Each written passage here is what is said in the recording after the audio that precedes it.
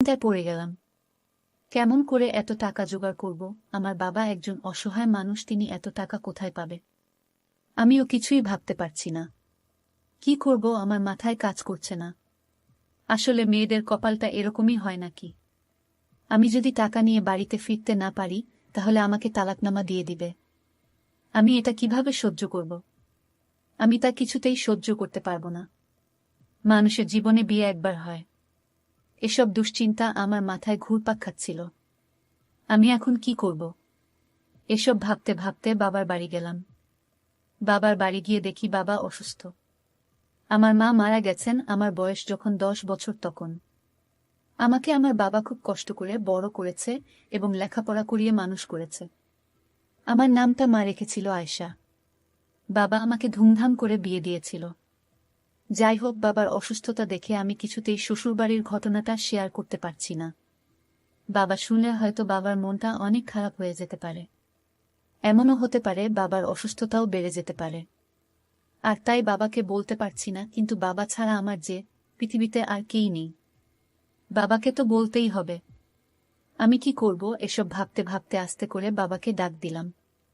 বাবা আমার ডাক শুনে বিছানা থেকে উঠে বসল। কিরে মা, তুই কখন আসলি? একাই আসলি নাকি? জামাই আসে নাই, আর তোর মুখটা এমন শূন্য দেখাচ্ছে কেন মা? তোর কি হয়েছে মা, আমায় খুলে বল মা। বাবাকে জড়িয়ে ধরে কান্না করে বললাম, বাবা, আমার শ্বশুর শাশুড়ি, আমার স্বামী, তার আমার কাছে যৌতুক চাচ্ছে। বলেছে 5 লাখ টাকা নিয়ে যেতে। যদি 5 লক্ষ টাকা না নিয়ে যেতে পারি, তাহলে সে আমারে তাদের বাড়িতে রাখব না, ডিভোর্স দিয়ে দিবে বাবা। আমার বাবা আমার কথা শুনে বলল, মা, তুই কোনো চিন্তা করিস না, আমি টাকার ব্যবস্থা করতেছি। কিন্তু বাবা কোথায় থেকে টাকার ব্যবস্থা করবে? আমাদের তো বাড়ির জায়গাটা ছাড়া আর কিছুই নেই। আমার বাবা বাড়িটা বন্ধক দিতে চাইল। আমি তখন বাধা দিলাম, না বাবা, আমার জন্য বাড়িটা বন্ধক দিলে তুমি কোথায় থাকবে? আর টাকা শোধ করতে না পারলে তো এই বাড়ি নিয়ে যাবে।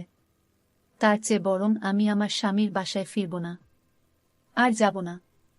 আমি তোমার সাথেই বাড়িতে থাকি। তারপরের দিন আমার দেবর আসলে আমার বাড়িতে এসে বলল, ভাবি, তুমি অনেক সুন্দরী, লক্ষ্মী একটা মেয়ে, তোমার প্রতি ভাইয়া, আমার মা এরকম যৌতুকের জন্য তোমাকে নির্যাতন করতে পারে। এটা আমার কাছে খুবই খারাপ লাগে ভাবি।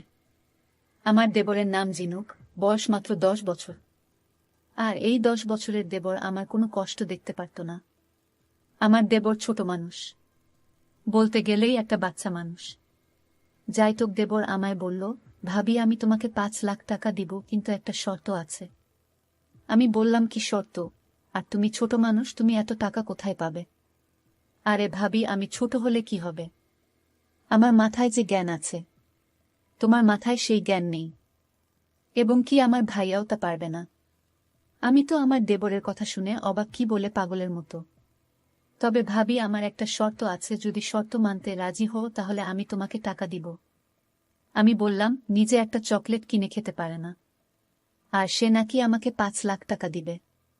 আচ্ছা বলো, তোমার কি শর্ত? তাহলে তোমাকে আমি 2 দিনের জন্য দূরে কোথাও নিয়ে যাব। আমি যা বলবো তোমার তাই করতে হবে।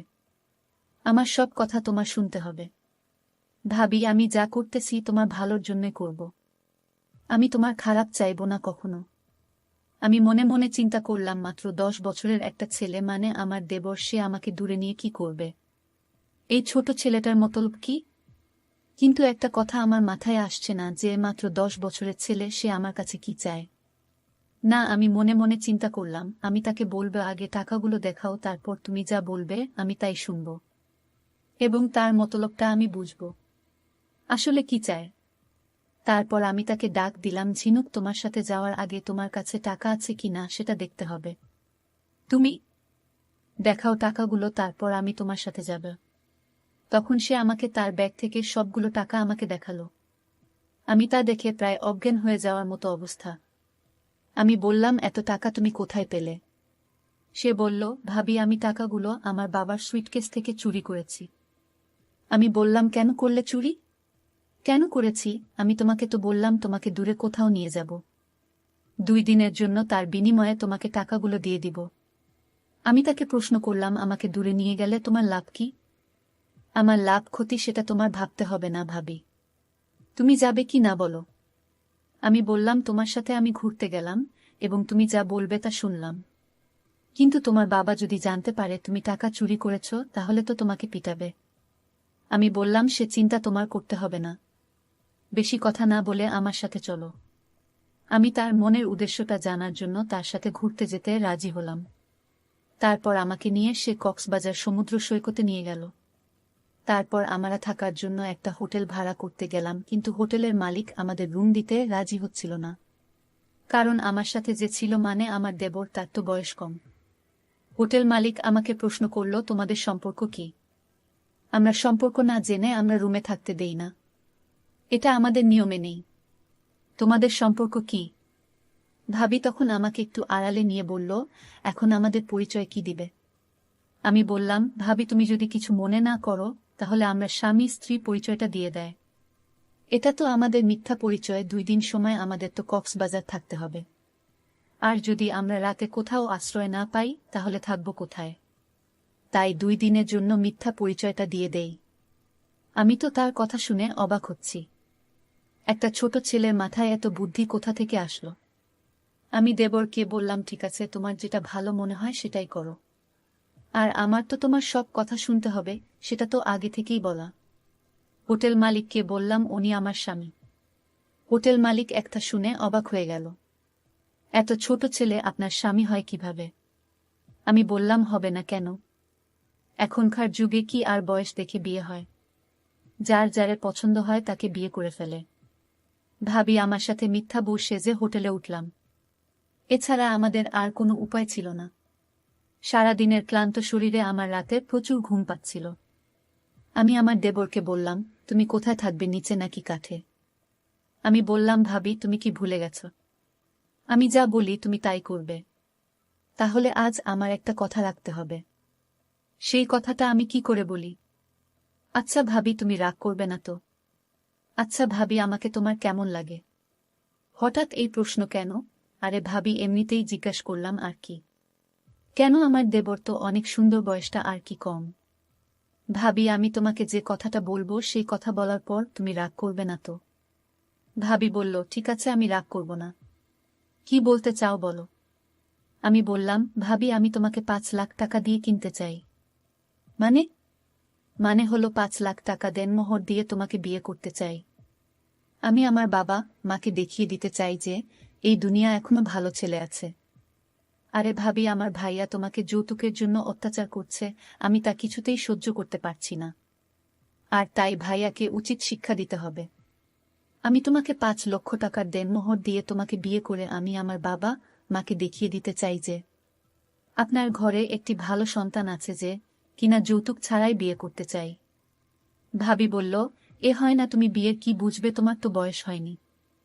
আরে ভাবি, আমাদের গুরুজনরা বলেছে বিয়ের কোনো বয়স নেই, তাদের মনটা ঠিক থাকলেই সবই সম্ভব। বিয়ে হচ্ছে ফরজ, এটা আল্লাহর আদেশ। ভাবি বলল, তাহলে তোমার দুশ্চরিত্র ভাইয়া কিছুতেই তা হতে দিবে না।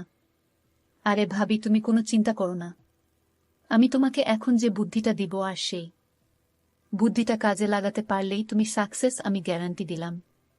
এই বাচ্চা দেবরের মাথায় এত বুদ্ধি কোথায় থেকে এলো, এত দেখছি জ্ঞানের জ্ঞানী। আমি আমার দেবরের কথা মতো আমি আমার শ্বশুর বাড়ি ফিরলাম ঘন্টা 4-5 পর। একা ফিরলাম না, সাথে কজন পুলিশ অফিসারও ছিলেন। এই বুদ্ধিটা দিল দেবর আমাকে। পুলিশ দেখে আমার শ্বশুর বাড়ির সবার মুখগুলো চুপসে গেল। বড় যে পুলিশ অফিসারটি, তিনি ঘরের সবাইকে উদ্দেশ্য করে বললেন, যৌতুকের জন্য ঘরের বউকে অত্যাচার করার জন্য আপনাদের বউ মামলার আবেদন করেছেন। প্রথম পর্যায়ে সবাইকে শুধু সতর্ক করে গেলাম, এরপর যৌতুকের জন্য অত্যাচার করলে গোষ্ঠীশুদ্ধ তুলে নিয়ে যাব। দারোগাবাবু আরও কিছু কথা বলে চলে গেলেন। তিনি চলে যেতেই আমি আমার শাশুড়ির কাছে গিয়ে বললাম, তালাক দিবেন তো দিন, কিন্তু তার আগে কাবিনের 5 লক্ষ টাকা রেডি রাখবেন। মহারানার টাকা আমি মাফ করেই দিয়েছিলাম। আসলে বিয়ের প্রথম রাতে আপনার ছেলে মিষ্টি মিষ্টি কথা বলে তা মাফ করিয়ে নিয়েছিলেন, কিন্তু এখন সেটা আমার চাই। আজকের ঘটনার পর মাফ করার তো প্রশ্নই ওঠে না। উল্টো আমাকে মহারানা না দিয়ে বিয়ে করার দায়ে আপনার ছেলেকে মামলা করে ফাঁসিয়ে দিব। ও হ্যাঁ, আমাকে মারার চিন্তা ভুলেও করবেন না। আমি থানায় লিখিতভাবে বলে এসেছি, আমার সাথে অনাকাঙ্ক্ষিত কিছু ঘটলে কোনো দুর্ঘটনা কিংবা যে কোনো ক্ষতি আমার হলে পুলিশ এসে আপনাদেরকেই ধরবে। আর হ্যাঁ, আমার কাবিনের টাকা রেডি করে জলদি আমাকে মুক্তি দিন। এমন লোভী পরিবারে থাকতে আমার গা গিন গিন করছে। এখন বাবার বাড়ি যাচ্ছি, নয়তো দেখা যাবে আমাকে মেরে অ্যাক্সিডেন্ট বলে চালিয়ে দিবেন। পরে পুলিশ আপনাদের ধরে শুলে চড়ালেও তো আমি তা দেখতে পারব না, জীবিত হব না। নিজের সেফটি ফার্স্ট। তবে এ কার্টুনদের বেশি সময় দেখার মতো সময় আমার হাতে নেই। তারা নিশ্চিত ভাবতে পারছে না একটা চোরের মূল্য এবং আমাকে শোনানো কিছু অকথ্য ভাষা, আর যেতুক চাইবার মূল্য তাদের এভাবে দিতে হবে।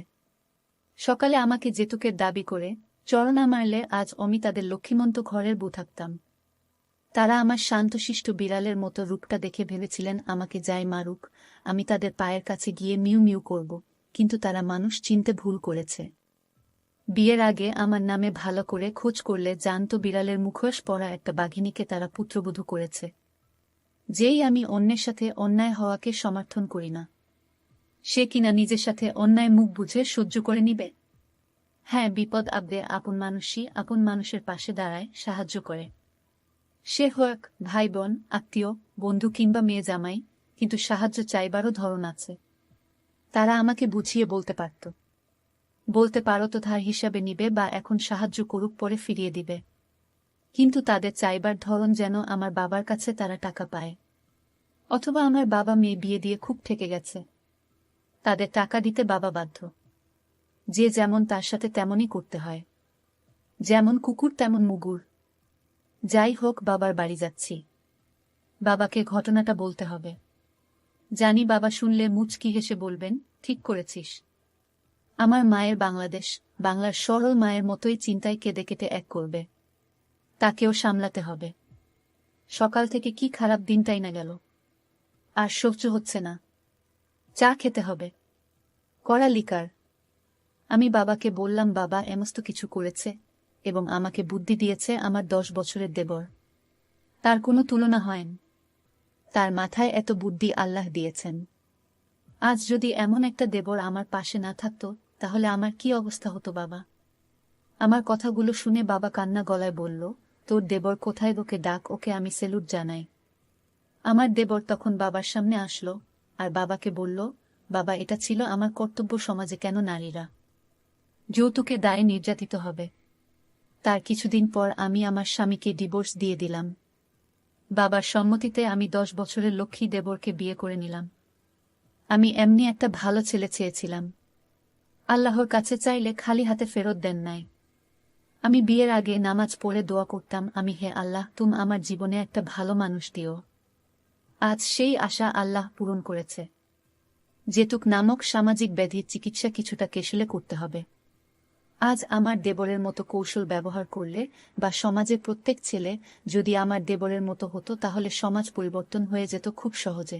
ভিডিওটি যদি তোমাদের ভালো লাগে তাহলে একটি লাইক দাও।